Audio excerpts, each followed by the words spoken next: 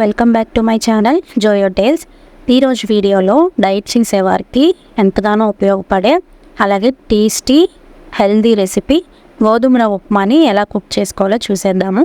ఈ గోధుమ రవ్వ రైస్కి రీప్లేస్మెంట్గా యూజ్ చేయొచ్చు. సో ఈ గోధుమ రవ్వ రెసిపీని ఎలా కుక్ చేసుకోవాలో ఇప్పుడు చూసేద్దాం రండి. ఫస్ట్ అయితే స్టవ్ వెలిగించి బాండి పెట్టుకొని అందులో కొంచెం నెయ్యి వేసుకోవాలి.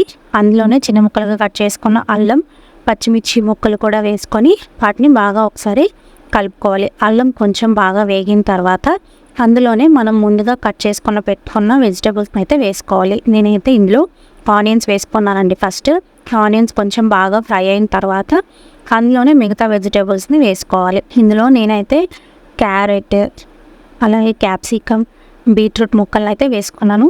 మీ దగ్గర వేరే ఏ వెజిటేబుల్స్ ఉన్నా కూడా వాటిని యాడ్ చేసుకోవచ్చు. సో వీటన్నిటిని యాడ్ చేసేసి ఒక 2 minutes అయితే బాగా ఫ్రై చేసుకోవాలి. ఇది ఎక్కువగా కుక్ అవ్వాల్సిన అవసరం లేదు, జస్ట్ 2 minutes ఫ్రై అయితే సరిపోతుంది. ఇప్పుడు ఈ వెజిటేబుల్స్ అన్నీ బాగా మగ్గటానికి టేస్ట్కి సరిపడినంత సాల్ట్ అలాగే కొంచెం పసుపు కూడా వేసుకొని ఒకసారి బాగా కలిపేసుకొని మూత పెట్టేసి ఒక 2 నిమిషాలు అయితే మగ్గనివ్వాలి. ఇవి బాగా మగ్గిన తర్వాత ఇప్పుడు అందులో అయితే మనం వాటర్ వేసుకోవాలి. మీరు ఏ కప్పుతో అయితే తీసుకున్నారో దానికి 3 times వాటర్ వేసుకోవాలి. నేను అక్కడ చూపిస్తున్న కప్పుతో ఒక కప్పు గోధుమ రవ్వ తీసుకున్నాను కాబట్టి 3 cups వాటర్ అయితే వేసుకుంటున్నాను. 3 cups వాటర్ వేసుకొని ఒకసారి బాగా కలిపేసుకొని సాల్ట్ చెక్ చేసుకోవాలి. సాల్ట్ సరిపోయిందా లేదా అని. నాకైతే ఇక్కడ సాల్ట్ కొంచెం తక్కువ అనిపించింది, అందుకని నేనైతే సాల్ట్ చెక్ చేసుకొని కొంచెం సాల్ట్ అయితే వేసేసుకున్నాను. సాల్ట్ కూడా వేసుకొని ఒకసారి బాగా మిక్స్ చేసేసుకుని ఇంకా మూత పెట్టేసి ఈ వాటర్ని అయితే బాగా బాయిల్ అవనివ్వాలి.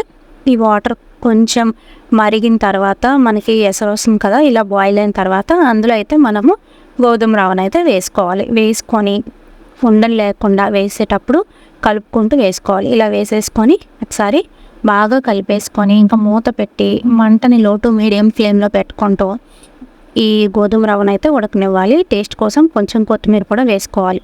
చూసారు కదా, ఇక్కడ వాటర్ అంతా ఇంకిపోయి కొంచెం దగ్గరకు వచ్చింది కదా, అలాంటప్పుడు మధ్య మధ్యలో మనం మూత తీసుకుంటూ కలుపుకోవాలి. ఇలా కలుపుకున్న ఈ గోధుమ రవ్వని ఇంకొంచెం దగ్గర పడేంత వరకు నెమ్మదిగా ఉడికించుకొని ఇంకా స్టవ్ ఆఫ్ చేసేసుకుంటే మనకి టేస్టీ గోధుమ రవ్వ అయితే రెడీ అయిపోతుంది. దీన్ని మనము బ్రేక్ఫాస్ట్లో కానీ, లంచ్లో కానీ, డిన్నర్లో కానీ యూజ్ చేయొచ్చు. మీకు కనుక ఈ రెసిపీ నచ్చినట్లయితే అలాగే ఈ వీడియో కనుక మీకు నచ్చినట్లయితే యూస్ఫుల్ అవుతుంది అనిపిస్తే వీడియోని లైక్ చేసి ఛానల్ని తప్పకుండా సబ్స్క్రైబ్ చేసుకోండి. మళ్ళీ రేపటి వీడియోలో కలుద్దాం. అప్పటి వరకు bye. Thank you for watching.